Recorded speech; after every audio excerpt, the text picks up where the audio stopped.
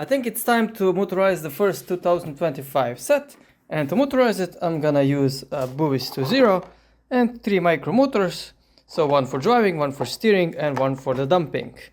I already made a Lego digital designer model.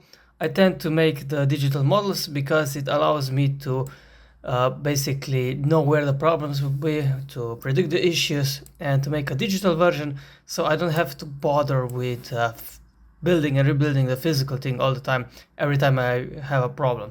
This makes it much easier to develop and motorize the models. This is how the model looks without the bed. It is almost done, but I wanted to take a pause to show the functions and the placement of the motors. We have the drive motor. It is placed above the rearmost axle, and it's an interesting setup because it is half a stud offset, which allowed me to squeeze it between the rear axle and the bed.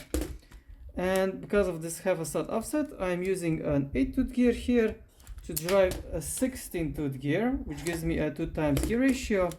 I can of course use 12 to 12 here, but I went a bit to decide to go a bit slower and have more torque in order to not to overload and strain the motor too much. So, drive.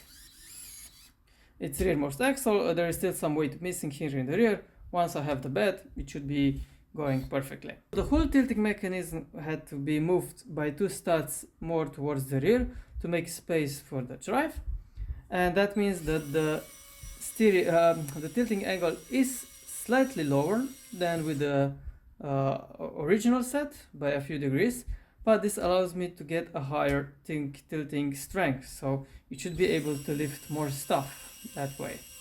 So the tilting is actuated by a motor that is placed here in the middle of the chassis, and it's driving the mini linear actuator using a universal joint.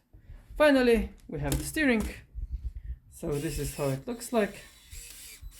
It's nice, it's not too fast or too slow, it's quite a good speed. I'm really happy with that, and I can show you more by pulling out these 2 pins to tilt the cap.